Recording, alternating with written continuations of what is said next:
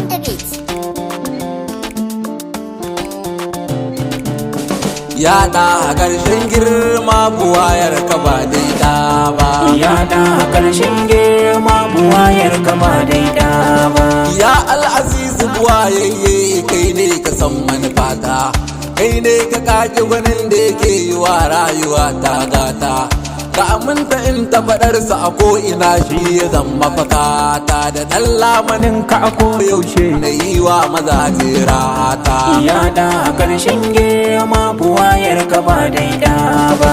Allah salatin nan ka da ka yi wa na ƙarshen gata, sirrin na fari da ƙarshe shi dai ne ya zo ɗan gata. Har ali a ciki ka saka da duk shehunai yan gata, sun ba wa annabiransu duka shi ne kawai manufata. Ya da karshen girma buwayar ka ba daida ba. Allah ka sa sayyidi Abubakar na rasuli karshen girma, ta sayyidi Usman Allah ya yi wa manzo shi ma, ta sayyidi Umar Allah da Haidara mazajen fama, su ne suke yi wa annabi sanda tamkar su ban gano ba. Ko zan wuce nan zana tsaya na gaishe da babbar mata, umma abiha kenan sirrin jikin dangata. Duk mai akwai a gidan kubara yake sanna autar mata, keke kadai ce kofa zuwa wajen masoyin farko. Ya da karshen girma buwayar ka ba daida ba.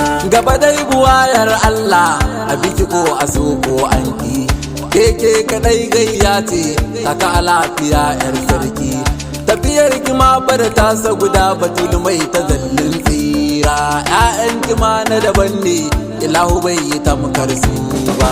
Ya da karshen girma buwayar ka ba daida ba. Allah da kansa ya zaɓi rasuli ya naɗa sa babban sarki, kuma shi ya ba shi azima ta zan fitila kowa. Har shi da kansa ta tasi yake ta yaya ba zan yi ba nima, masaninsa sai dai Allah tunani ba zai gano ba. Idan zan yawaita bayani harshe ba zai yi ba shi ma, girmansa ya fi gaban asani san bai da tamka fardi.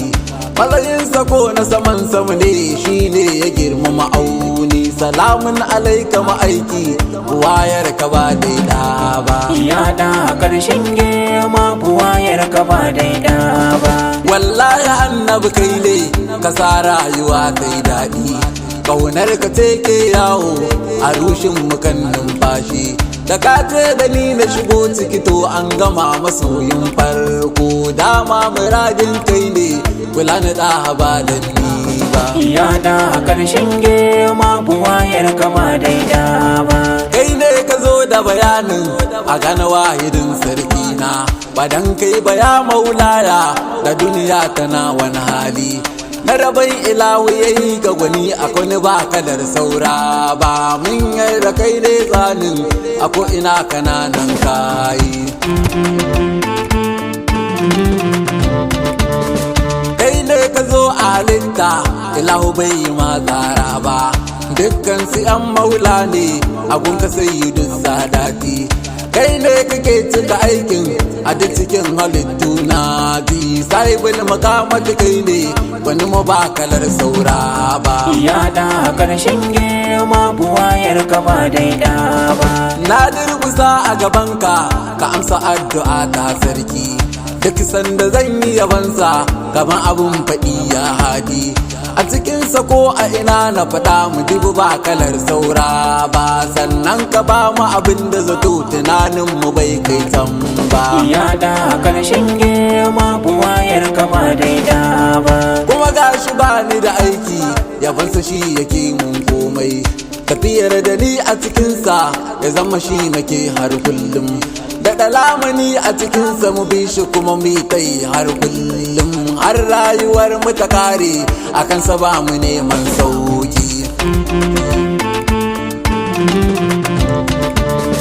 Bawanka ne a gabanka zabairu ya makakin sarki, zunuban mu duka a yafe ka kai mu har ga kogin tsira. sha'iran ma'ai musu koyaushe a basu ta yi har kullum na cikin garin unwala kula su da hawa da ni ba. Ya da karshen girma buwayar ka ba daida ba. Na san kai kake yi Allah a ko ina makakin sarki, kowa ya zo da gwaninka ilahu kan ya roka kayi.